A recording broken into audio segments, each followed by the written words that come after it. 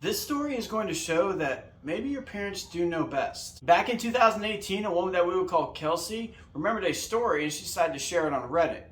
This story took place while she was in elementary school, about 3rd or 4th grade. On the particular day that this story took place, Kelsey's mom had overslept. She didn't wake up till about 6:30 or so, and by the time she woke up Kelsey, it was about 6:40. This is a problem as the bus arrived at 7 a.m. to pick her up for school, but because she was still in her pajamas and still need to eat breakfast before school, her mom decided, you know what, we'll just wave the bus on when it pulls up to the house and you can ride with me to school. Now, Kelsey's school started around 8 a.m., but her bus came around her house usually around 7. While she was sitting at a table eating breakfast, the bus actually arrived around 6:50, which is about 10 minutes earlier than usual. Not necessarily something really alarming, but her mom went out to the front door and waved the bus on anyway and came back inside to finish getting herself ready for work. Kelsey noticed from the table that when her mom waved the bus on and came back inside and went back to her room, that the bus did not pull away.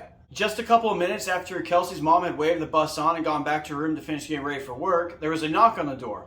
Kelsey's mom would come back out, open it up, and there was a man out there saying that he was the bus driver. The man at the door was wearing a bus driver uniform, and he explained to Kelsey's mom saying, "I'm a substitute driver. The regular driver was feeling a little sick this morning, but I went and got an early start because I know the route that well. I know I'm early, but I will sit around and wait until she is ready to come out to the bus." Kelsey's mom would explain to the bus driver that she woke up late and Kelsey still hadn't eaten breakfast and she wanted to finish her breakfast. This seemed to actually anger the bus driver, but he just turned around, went back to the bus, and drove off. After this man went back to the bus and drove off, Kelsey went back to eating. And about 10 minutes later, around 7 a.m., she noticed another bus pull up. Her mother also noticed this and immediately went out to that bus to talk to the bus driver. After Kelsey's mom went and talked to the bus driver at the bus that was currently now outside of their house, she came back looking absolutely terrified.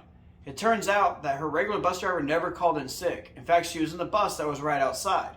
And there was no substitute driver that was on their route that day. As soon as Kelsey's mom got done talking to that driver, she didn't pull off right away, but instead called dispatch to tell them what was going on and that there was some fake bus driver out there trying to pick up kids. Dispatch would contact the police and they would go out on the look to see if they could find this fake bus driver. Now, Kelsey doesn't know if they ever found anyone or if this mysterious fake bus driver ever picked up anyone. It is also important to note that the bus that showed up at 6:50 was a completely empty bus. But the one that showed up at 7 was a full bus full of all the kids that are usually on the bus when it gets to Kelsey's house. A story like this makes you think as a kid, if you missed the bus and maybe even it showed up early, how close you might have been to getting kidnapped.